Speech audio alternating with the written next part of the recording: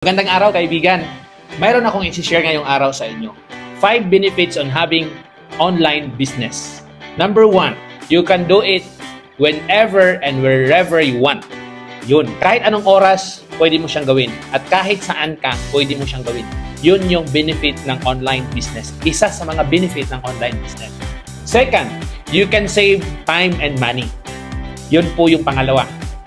Instead na igagastos mo doon sa coffee shop, sa restaurant para mag-meet ng mga client, kung sa online, makakatipid ka talaga.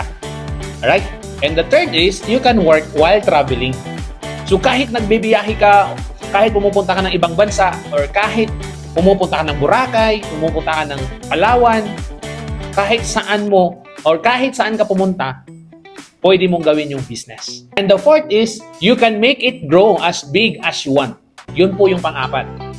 The last one, you can market your business 24/7.